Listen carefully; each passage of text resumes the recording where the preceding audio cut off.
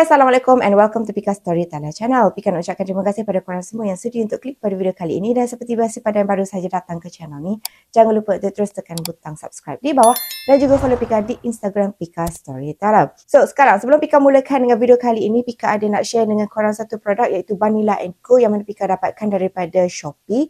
Yang ni harganya cuma RM6. Apa kegunaan dia?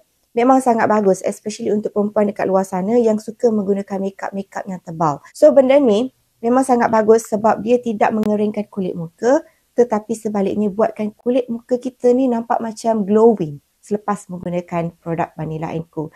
So Pika rasa ramai pun yang dah tahu tentang Vanilla & Co ni sebab dia merupakan salah satu daripada top produk from Korea. Jadi kalau nak beli produk ni yang harganya hanyalah RM6, korang boleh dapatkan produk ini di mana Pika letakkan link dekat Shopee di bawah.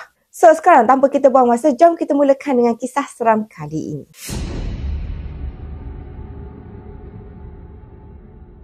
Sebelum ni, dalam beberapa tahun lepas, pernah tak korang tengok video viral yang mana ada beberapa orang ni dia suka buat prank dekat kawan dia, dekat adik-beradik dia, yang mana dia letakkan gambar hantu dekat reverse camera di belakang kereta. So maksudnya kalau orang yang tengah nak memandu tu, bila dia tekan je gear R tu, terus dia nampak muka hantu dekat skrin depan ni. Yang tu memang jadi satu trend jugalah. Dan benda tu ada yang kelakar tapi ada juga yang seram. So Pika nak kongsikan dekat korang sini kisah yang seram yang berlaku beberapa tahun lepas. Dalam kisah kali ini ada satu watak yang korang kena kenal iaitu Johan. Johan ni dia kerja macam kontraktor ataupun orang yang selalu buat projek-projek besar macam tu kan. Jadi kebiasaannya dia ni kalau bila kerja memang dia tak ada waktu kerja sama macam orang lain yang mana balik pada 8 pagi ataupun 9 pagi sampai 5 petang ataupun 6 petang tu kan. Dia punya kerja ni bukan macam tu sebab dia selalu menguruskan projek-projek yang mega, projek besar untuk syarikat dia. Jadi waktu kerja dia tu kadang-kadang ada dia kena balik pada waktu lewat malam. Masa tu kerja yang perlu dia siapkan tu berada dekat kawasan Meru di area Kelang, Selangor.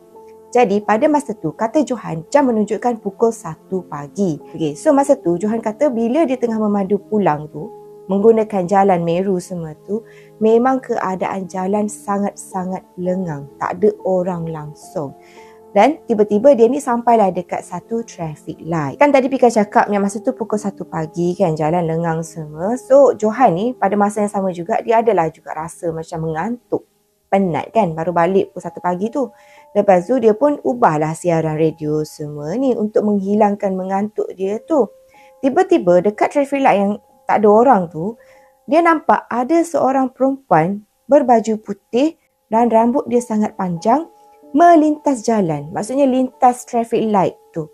Jadi Johan ni pada masa yang sama juga, dia tengok dekat perempuan tu. Tapi dia terdetik jugalah, ada lagi ke perempuan yang berjalan pada waktu pukul 1 pagi tu? Dahlah jalan kawasan tu jalan lengang. Lepas tu dia macam tak ada perumahan tau. Johan ni dia macam agak pelik. Tapi dia tak adalah macam tegur perempuan tu ke apa. Dan lagi pelik, kata Johan, kawasan sebelah tu dia macam bangunan kosong macam tu je. Lepas tu dia tak ada bus stop ke apa. Jadi tertanya jugalah Johan kan, apa perempuan tu buat berjalan seorang diri tengah-tengah malam ni? Dalam keadaan Johan ni tertanya-tanya siapa budak perempuan yang dia nampak tu tadi. Masa ni lah dia kata tiba-tiba bulu roma dia semua ni jadi meremang. Dia rasa seram sejuk. Dia dah mula rasa macam tak sedap hatilah selepas dia nampak budak perempuan tu tadi. Mungkin pada masa tu barulah dia terfikir, orang ke ataupun makhluk lain yang dia nampak kan. Jadi bila traffic light tu dah pun bertukar jadi hijau, teruslah si Johan ni tekan minyak habis-habis sebab kata dia apa dia nampak masa tu cumalah rumah dia. Dia kalau boleh nak balik secepat mungkin sebab dia dah mula rasa macam ada satu benda yang tak kena ni lepas dia tengok budak perempuan tu tadi. Tak lama kemudian, dalam lebih kurang 15 minit macam tu, Johan ni pun sampailah ke rumah dia. Okey, rumah dia ni dia macam kawasan perumahan kampung yang mana kalau kita tengok rumah kampung ni biasanya diorang kan mempunyai space yang sangat luas. parking space dekat luar tu kan.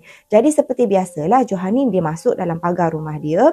Lepas tu dia akan parking kereta dia betul-betul dekat sebelah ataupun dekat bawah pokok mangga. Sebab dekat dalam kawasan rumah dia tu ada satu pokok mangga ni. Memang Johan suka parking dekat situ sebab mungkinlah bila waktu siang ke apa, dekat situ macam agak teduh sikit kan. So dia pun parking lah dekat situ. Lepas tu kan, masa ni ada satu kejadian seram yang berlaku dekat Johan. Iaitu biasanya bila kita nak parking kereta betul-betul, mestilah akan ada kita tekan gear reverse kan. So, Johan ni pun dia masukkan gear reverse tu untuk betulkan parking kereta dia ni. Dan masa ni lah, dia sangat terkejut sebab bila dia pandang je skrin dekat dalam kereta dia, dekat dashboard tu, alangkah terkejutnya Johan sebab dia nampak ada satu perempuan berambut panjang, pakai baju putih, duduk bertinggung betul-betul dekat belakang kereta dia ni. Maksudnya perempuan tu berada di dekat dengan reverse camera. That's why benda tu ada dekat skrin dalam kereta dia ni. Kata Johan, cara dia duduk tu memang menyeramkan. Dekat sini Pika boleh bayangkan yang mungkin position dia tu macam, tak tahulah, sebab kata Johan dia tak nampak muka perempuan tu. Cuma dia tahu yang perempuan tu rambut dia panjang. Rambut panjang dia tu menutupi muka dia ni. Dan dia menunduk macam tu. Kalau kita pun mestilah terkejut kan. Sebab masa tu kan pukul 1:30 pagi macam tu. Bila tekan gear reverse, tiba-tiba pula ada makhluk tu kat belakang. Masa ni, Johan kata kaki dia masih lagi berada dekat brake. Dan dia ni tengah dalam dilema. Sama ada nak terus reverse ataupun tak. Nak keluar kereta ke macam mana. Sebab masa tu dia terfikirlah, dekat belakang aku ni manusia ke hantu. Sebabnya, kalau manusia ataupun apa-apa objek, mestilah kereta berbunyi kan. Tapi sekarang kereta dia tak ada mengeluarkan bunyi pun. Maksudnya tak ada apa pun sebenarnya dekat belakang tu. Tapi siapa perempuan yang bertinggung dekat belakang kereta Johan ni? Lepas tu kan, dalam keadaan perempuan tu masih lagi ada kat belakang, Johan ni dia takut nak keluar daripada kereta dia untuk pergi cek dekat belakang. Sebab kata Johan, dia memang yakin 100% yang sebenarnya makhluk dekat belakang kereta dia tu bukan manusia. Lagipun, bila dia nak masuk dalam kawasan rumah dia tu tadi, memang tak ada orang pun. Memang tak ada family members dia yang macam tu pun. So, kenapa perempuan tu tiba-tiba boleh ada dekat belakang tu? Masa ni kan, kata Johan dia dah memang panik habis. Dia cubalah baca beberapa ayat. Tapi seperti yang Pika cakap lah, biasanya dalam keadaan kita takut, dalam keadaan panik, memang ayat tu berterabur. Kata Johan, benda tu memang masih lagi berada dekat situ. Dan yang lagi menyeramkan, walaupun Johan ni dia dah tukar gear dia daripada R kepada P untuk parking tu kan, kamera dia dekat skrin dashboard tu masih lagi menunjukkan posisi skrin belakang. Maksudnya, kamera tu biasanya kalau kita dah tekan P, patutnya dah tak adalah video ataupun gambar dekat belakang kan. Tapi masih lagi menunjukkan muka benda Allah tu lah. Makhluk yang baju putih bertinggung dekat belakang kereta si Johan ni. So masa ni Johan ni lagilah cuak dengan keadaan yang dia sedang hadapi masa tu kan.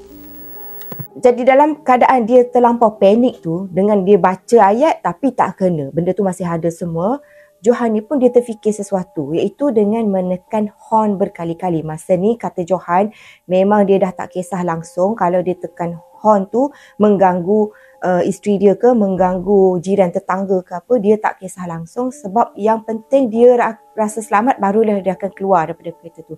So dia pun tekan horn berkali-kali macam orang gila. Lepas tu barulah dia rasa lega bila tiba-tiba dia nampak daripada dalam rumah dia tu lampu menyala. Lepas tu rupa-rupanya isteri si Johan ni keluar daripada rumah. Tengok suami dia, macam pelik lah kan.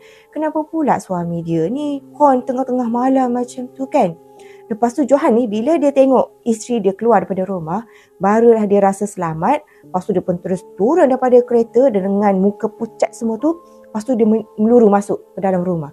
Jadi masa ni isteri Johan ni rasa pelik dah. Kenapa pula suami dia ni dengan muka pucat macam tu masuk terus dalam rumah kan. Dah lah tadi tekan horn berkali-kali. Dengan tak off-nya, dengan pintu tak tahulah tutup ke tak. Lepas tu isteri dia pun tanyalah si Johan ni, bang kenapa tak tutup enjin kereta kan. Lepas tu takutlah juga macam perompak datang ke apa kan. Lepas tu Johan kata biar. Tak payah, abaikan, biarkan kereta tu macam tu. Tak apalah, nanti pagilah dia pergi tutup. Dia punya takut punya pasal. Yelah sebab mungkin dia fikir kalau dia pergi nak tutup enjin kereta, sekali benda tu bertinggung dekat dalam kereta ke apa. Biasalah kan bila kita dalam keadaan takut ni, kita akan fikir bukan-bukan. Jadi bini ni macam tak apalah kalau udah suami dia cakap macam tu, tak apalah, dia pun terus tutup pintu je lah kan. Kata Johan, selepas apa yang dia lihat pada malam tu, sampai ke pagi memang dia tak boleh nak melelapkan mata langsung, sehingga kan benda tu membuatkan Johan ni demam selama 2 hari. Lepas tu Johan ni adalah panggil seorang pakcik ni, nama pakcik tu adalah Pakcik Ali. Okay, Pakcik Ali ni dia macam mengamalkan perubatan tradisional, macam tu lah, nak kata macam Tok Bomoh ke, lebih kurang lah kot, tapi mungkin orang yang pandai bab-bab alam-alam mistik semua ni. Jadi bila Pak Ali ni datang ke rumah Johan, kata dia sebenarnya Johan pada malam tu diekori oleh makhluk yang dia nampak dekat traffic light tu. Jadi pada masa tu dia terfikir jugalah betul ke tak apa yang Pakcik Ali tu bagi tahu, dia tak kisahlah. Cuma lepas daripada kejadian tu memang dia rasa trauma sangat untuk tengok skrin reverse camera belakang tu. So lepas tu dia terus buang benda tu. Dia kata kalau let's say dia nak undurkan kereta ke apa, buat je cara macam dulu-dulu punya style. Tak ada skrin belakang tu ke, tak kisah, kita masih lagi mampu untuk undur kereta macam biasa kan. So dekat sini, apa pandangan korang tentang kisah yang dikongsikan oleh Johan ni? Pika nak tahu macam mana? So berikan komen korang di komen di bawah. So seperti biasa, itu sajalah video Pika untuk kali ini. Kita jumpa lagi in my next video. So see you soon. Bye.